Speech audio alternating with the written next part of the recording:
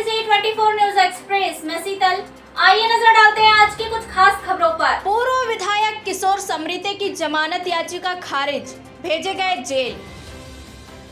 जिले के समाज सेवी, खेल संगठनों के अध्यक्ष और सर्व ब्राह्मण समाज अध्यक्ष राजेश पाठक पर कथित तौर से 2 लाख गायों को कटवाने और पुलिसकर्मियों की हत्या के झूठे आरोप लगाकर उनसे प्रति माह 20,000 रुपए की डिमांड करने वाले पूर्व विधायक किशोर समरीते को भरवेली पुलिस ने ब्लैकमेलिंग सहित अन्य धाराओं के तहत दर्ज अपराध में भोपाल से गिरफ्तार करने के बाद 13 जून को न्यायालय में पेश किया। इस दौरान पूर्व विधायक किशोर समरीते के विद्वान अधिवक्ता द्वारा लगाई गई जमानत याचिका को लेकर सहायक जिला अभियोजन अधिकारी द्वारा माननीय न्यायालय में पक्ष रखा गया कि पूर्व विधायक होने के साथ ही प्रभावशाली व्यक्ति के होने के कारण विवेचना को प्रभावित करने की दृष्टि से उनकी जमानत पर माननीय न्यायिक मजिस्ट्रेट प्रथम श्रेणी नंदिनी मेरावे की अदालत ने पूर्व विधायक किशोर समरीते की जमानत खारिज कर न्यायिक रिमांड पर जेल भेजने के आदेश दिए। इससे पूर्व विधायक किशोर समरीते पर समाज सेवी, खेल संगठनों के अध्यक्ष और सर्व ब्राह्मण समाज अध्यक्ष राजेश पाठक, जिला राजपूत क्षत्रिय समाज जिला अध्यक्ष एवं समाज सेवी संजय सिंह कछवाहा ने आयोजित प्रेस वार्ता पर ब्लैकमेलिंग को लेकर किशोर समरीते पर गंभीर आरोप लगाए। दूसरी ओर समाज और शांति के लिए खतरा बन चुके पूर्व विधायक किशोर समरीते पर रासुका की मांग भी तेज की गई है। मीडिया के सारे साथी यहाँ उपस्थित हैं। लोकतंत्र में मीडिया के साथियों का बहुत बड़ा अहम योगदान रहता है और हमारे संविधान में भी मीडिया को चौथे स्तंभ के रूप में बाकायदा मान्यता दी गई है। आज मीडिया के सामने हम पूरी तरह से सच उजागर करना चाहते हैं, जिसको हमने करीब पिछले 15 साल से मन में समेट कर रखा, वो अब बताना जरूरी हो गया है क्योंकि अब पानी सर के ऊपर आ गया है। आपको ज्ञात होगा कि जिनका धंधा ब्लैकमेलिंग का ही है, हमारा जिला नहीं, पूरा मध्य प्रदेश नहीं वरन अंतर्राज्यीय हम कह सकते हैं कि ब्लैकमेल के धंधे से ही आगे बढ़ना है, ब्लैकमेल करके ही पैसे कमाना है। ऐसे समरीते जी द्वारा 2 लाख गाय कटवाने का मेरे ऊपर आरोप लगाया गया। आज मैं आपके सामने उनसे प्रश्न करना चाहता हूँ कि अगर उनमें सच बोलने का साहस और हिम्मत है तो पूरे जिले की जनता के सामने सिद्ध करके दिखाएं कि ये 2 लाख गायें कब और कहाँ कटी और मैं कहाँ वहाँ उपस्थित था। क्या गाय और बैल के किसी कारोबार से मेरा कभी सरोकार रहा है? अगर नहीं रहा है तो इस तरह की फर्जी शिकायतें करके अपने ब्लैकमेल करने के उद्देश्य को पूरा करने के सिवा और क्या हो सकता है। समरीते जी ने मेरे ऊपर आरोप लगाया कि मैंने तथाकथित, जिसको मैं जानता भी नहीं हूँ, जिससे मैं आज दिनांक तक कभी मिला भी नहीं होऊंगा, पुलिस आरक्षक नथुलाल बंसोड़, ये इनके पत्र से मुझे जानकारी हुई अभी 10-15 दिन से, जब सोशल मीडिया में चलाना चालू किए तब मुझे पता चला कि इस तरह की फर्जी शिकायत ये पहले से कर चुके हैं 6 महीने पहले, और उसकी जांच भी हो चुकी। जांच में निराधार भी पाई गई। माइनिंग कारपोरेशन से लेके हिंदू भारत सरकार से लेके पूरे माइनिंग में भी इन्होंने फर्जी शिकायतें की। वहाँ भी जांच करके निष्कर्ष में ये आया कि ये शिकायतें फर्जी पाई गई, जिसकी जांच रिपोर्ट आप लोगों को पुलिस अधीक्षक महोदय के कार्यालय से और माइनिंग अधिकारी के कार्यालय से मिल सकती है। आप सब लोग प्राप्त कर सकते हो कि उस जांच रिपोर्ट का क्या हुआ जो इन्होंने फर्जी शिकायतें लगाई। नथुलाल बंसोड़ को ना तो मैं कभी मिला, ना मैं कभी जानता हूँ। एक और दूसरा नाम लिखा इन्होंने सहायक पुलिस निरीक्षक, उसकी भी मैंने हत्या करा दी, ऐसा इन्होंने गंभीर आरोप मेरे ऊपर लगाया। जबकि मैं 1995 से बालाघाट में हूँ, 95 से आज तक मेरे विरुद्ध झापड़ मारने का आरोप नहीं लगा। और वो आदमी जिसके खिलाफ बलात्कार का केस हो, जिसके खिलाफ हत्या करने का केस हो, जिसके खिलाफ आगजनी का केस हो, जिसके खिलाफ हमारे संविधान के निर्माता भीमराव अंबेडकर साहब के गले में कंडोम की माला पहनाने का आरोप, जो मुकदमा अभी भी चल रहा है, और जो आदमी खुद सजा याफ्ता हो, बालाघाट सेशन कोर्ट से बाकायदे सजा याफ्ता है, जो हाई कोर्ट की जमानत पर चल रहा है, वो हमको चरित्र का सर्टिफिकेट बांट रहा है। जिस आदमी के खिलाफ इतने आरोप लगे हों संगीन, वो किसी दूसरे के ऊपर आरोप लगाता है तो उसका उद्देश्य ऑलरेडी सिद्ध हो जाता है कि इसका उद्देश्य केवल और केवल ब्लैकमेल करने का है, दूसरा कोई भी नहीं। क्योंकि 95 के पहले मैं आया नहीं, जो एक घटना बता रहा है ये 93 की है। तब तो मैं बालाघाट कभी आया ही नहीं था, सिवनी कभी गया ही नहीं था। एकदम काल्पनिक इसने डाला ताकि मैं दबाव में आके इसको पैसा देना जो मंथली चाहता है वो चालू कर दूं, जिसके लिए और विस्तार से मैं बताता हूं आगे। बहेला थाने में टिमकी टोला में पुलिस चौकी खुलने वाली थी नहीं, ऐसा इसने आरोप लगाया। समरीते को मैं चैलेंज देता हूं, ये ब्लैकमेलर, आज इसको पूरा मैं आपके सामने उजागर करता हूं, चैलेंज करता हूं कि तू और सिद्ध कर पूरी बालाघाट जिले की जनता के सामने, नहीं पूरे जिले की जनता से माफी मांग कि मैंने गलत आरोप लगाए और सिर्फ पैसे लेने के लिए लगाए।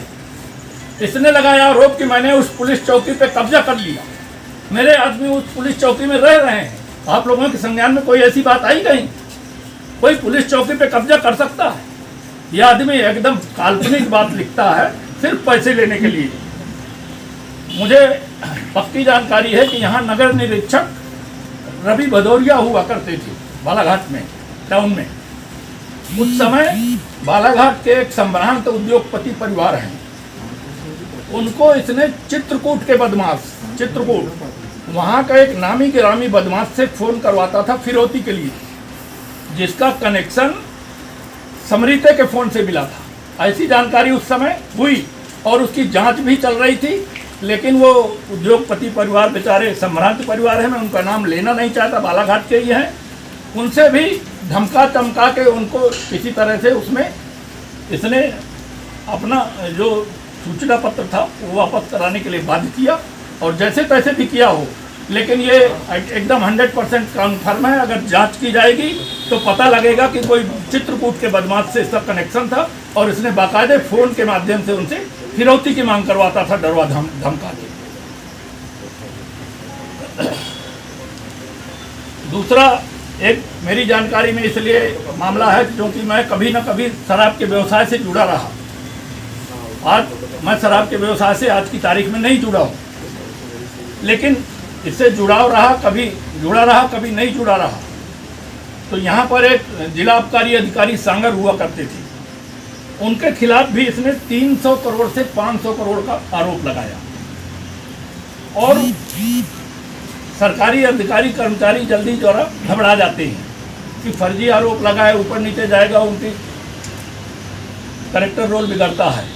मेरी अपनी जानकारी में है, आप लोग पता करिएगा, जो मैंने सुना और जाना, उस समय इसने 10,000 रुपये लेकर के और एसडीएम साहब के यहाँ बयान दे दिया कि मैं लेटर पैड मेरा को चुरा लिया होगा, दस्तखत मेरे नहीं है। कितने? 10,000 लेकर, यहीं बालाघाट जिले में। इससे पूछना कि तुमने उसकी शिकायत की थी तो वो कहाँ गई, क्यों उसमें कोई कार्रवाई तुमने नहीं कराया? क्योंकि इसका उद्देश्य ही पैसे लेना है, पैसे वसूलने के लिए ही शिकायतें करना है, और झूठी शिकायतें करना है, झूठी, एकदम निराधार, असत्य, सत्य से बहुत दूर।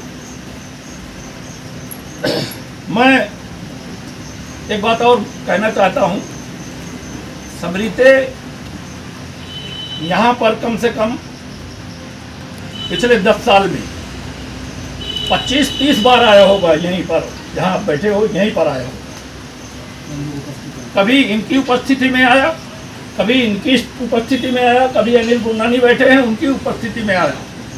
ये सब गवाह हैं कि यहाँ आता था और 2 घंटे 3 घंटे बैठता था। दुनिया की स्कीमें बताता था, छोटा भाई बन के आता था कि आपका छोटा भाई हूँ मैं, और फिर अंत में पैसे पे अंत में पैसे पे आ जाता था। तो मैं भी ये सोच के कि कौन इसके मुंह लगे, ये तो फर्जी आदमी है ही है। 10-20 हज़ार के लिए 2 घंटे 3 घंटे बैठता था, 10-20 लीटर डीजल की पर्ची लिखाता था, 10-20 हज़ार रुपये लेके ये समझ के इन्वाइट कर देते थे कि इसके मुंह कौन लगे। ऐसा इसने 20-25 बार किया होगा यहीं आके पिछले 10 साल में। पिछले 10 साल में इसने मेरे तमाम जो दूसरे लांजी तरफ जो काम करते हैं, कार्य देखने वाली बब्बू सिंह, फुलचंद तिवारी और भी ऐसे कर्मचारी हैं जिनसे ये समय समय पर धमका चमका के पैसे ले गया, लेकिन वो शिकायत इसलिए नहीं करते थे क्योंकि मैं मना करता था कि इसके मुंह मत लगो, इसके पास तो कोई काम है नहीं, तो फर्जी शिकायत करना काम है, 10-20 हज़ार 4-6 महीने में ले जाता है, ले जाने दो। उनको इसने धमकी दी कि पाठक को समझा दो कि इतने रुपए मंथली तुमको देना पड़ेगा और नहीं दोगे तो मैं तुम तीनों को गोली मार दूंगा। उनको बाकायदे इसने बयान में बोला, सामने जाके उन्होंने बयान भी दिया है। बयान दिया कि इसने सामने आके मुझको बताया भी था उस समय, लेकिन उस समय मैं रोके था। परसों वो बाहर से कल आ गए, उन्होंने बाकायदा बयान दिया कि इस आदमी ने आके बोला कि पाठक को समझाओ कि हमको इतने रुपए मंथली लगेगा, नहीं तो मैं तुमको तीनों को मार दूंगा और पाठक को भी गोली मार दूंगा। मेरा इतिहास उठा के देख लेना, मैंने पूर्व मंत्री दिलीप बटेरे जी को मार दिया था, वो तो किस्मत से बच गए, जिसमें 307 इसके ऊपर लगी है।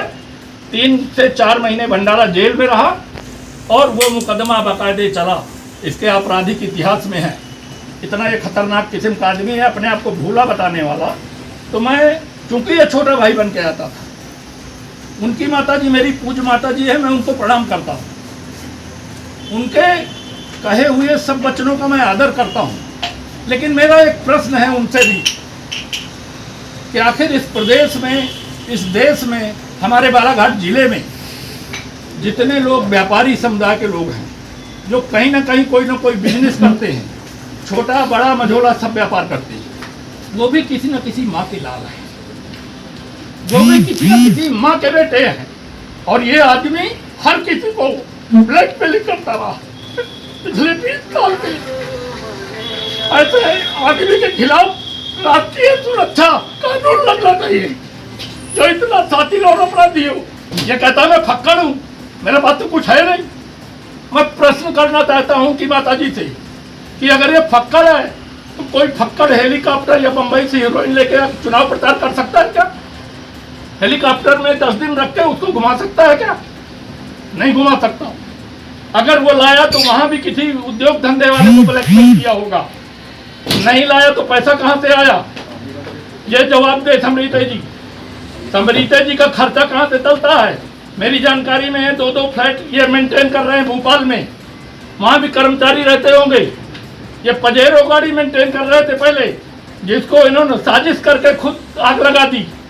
कोई नक्सलाइट नहीं चलाने आया था इनकी गाड़ी को, इनका उद्देश्य दूसरा था, पैसे ऐंठना, गार्ड बढ़ाना, गार्ड मिल जाए तो गार्डों के माध्यम से पहले अपना डेको बनाना और फिर वसूली करना, एकमात्र उद्देश्य। तो मैं माता जी को प्रणाम करके उनसे निवेदन करना चाहता हूँ कि पूरे प्रदेश में व्यापार करने वाले भी किसी न किसी माँ के लाल हैं, और इसने न जाने प्रदेश में हमारे बालाघाट जिले में कितने व्यापारी भाइयों का, कितनी माँ के लालों का दुख पहुंचाया है, उनको कष्ट पहुंचाया है, उनसे पैसे लेने के लिए फर्जी शिकायतें की है। मुझे याद है कि इसने पिछले 5-6 साल पहले 50 यहाँ के करीब संभ्रांत व्यापारी, उनके ऊपर आरोप लगाया कि ये नकली नोट छापते हैं। मेरी जानकारी में ये है कि तमाम लोगों से पैसे ले गया, इसके बाद शिकायत खत्म, क्योंकि वो पूरी शिकायत भी काल्पनिक थी। हर शिकायत इसकी काल्पनिक रहती है। आप बताओ, मैं 2 लाख गाय कटवा सकता हूँ? आप इतने दिनों से मुझे जानते हो, मैं किसी की हत्या कर सकता हूँ, करवा सकता हूँ? तुम्हारा मेरे खिलाफ जब आज तक एक चांटा मारने का किसी थाने में हिंदुस्तान में नहीं मेरे खिलाफ मुकदमा कायम है, तो मैं कोई अपराधी प्रवृत्ति का आदमी लगता हूँ आप लोगों को? मैं प्रश्न करना चाहता हूँ कि माता जी से, कि माता जी अपने बेटे से पूछो कि तुम ये हमेशा ये 420 के काम में, हमेशा ब्लैकमेलिंग के धंधे में क्यों लगे रहते हो? कोई काम क्यों नहीं करते हो? मुझे ये जानकर आश्चर्य हुआ कि जिस मकान में ये रह रहे हैं लांजी में, वो भी किसी दूसरे का है। और कब्जा किया हुआ मकान है। जो फरियादी है बेचारा 20 सालों से घूम रहा है, उसका मकान नहीं खाली किया। ये भी मेरी जानकारी में आया। मेरी जानकारी में ये भी आया कि ये शुरू से सातिर दिमाग का आदमी रहा। 23-24 साल की जब उम्र थी, नर्मदा प्रसाद श्रीवास्तव हमारे जिले के बहुत ही वरिष्ठ मंत्री हुआ करते थे, विधानसभा के उपाध्यक्ष भी थे। फिर टारगेट करता है ऊपर ताकि नीचे वाले पैसा देना चालू करें। टारगेट करेगा ये भोपाल में अधिकारियों को ताकि नीचे के अधिकारी सब डर जाएं, इसको इसके हिसाब से काम करने लगे। मैं दावे के साथ कह सकता हूँ कि जिस दिन भी अभी इनके नगर परिषद के 5 साल के कार्यों की जांच होगी, उसमें न जाने कितने का घपला और घोटाला मिलेगा। ये जांच कमेटी 10-15 दिन पहले बैठाई गई है, वो जांच कमेटी बैठाते ही बौखला गया, कुछ भी लिखना पढ़ना चाहते। तो आप लोगों को मैंने अपनी पूरी बात बताई और मैं सारे व्यापारियों की तरफ से बोलना चाहता हूँ, अपने व्यापारी समाज पूरा जिले का, जो जो इसकी ब्लैकमेलिंग से प्रभावित होते रहे। अभी कुछ उद्योगपति इसकी शिकायत लिए परसों वहाँ मिले थे मुझे पुलिस अधीक्षक महोदय के कार्यालय में 3 दिन पहले। संभवतः वो भी इसकी FIR कराने ही पहुँचे थे। 2-4 दिनों में और भी 2-4 FIR इसकी लोग करने को घूम रहे हैं, जिनसे इसने वसूली के लिए फर्जी शिकायतें की, आरोप लगाए। उसके बारे में भी अभी संजय सिंह जी बताएंगे आपको। और हमारे ब्राह्मण समाज के महासचिव हैं ये अजय मिश्रा जी, जिला कांग्रेस कमेटी के वरिष्ठ उपाध्यक्ष हैं, बहुत समय से सामाजिक कार्यों में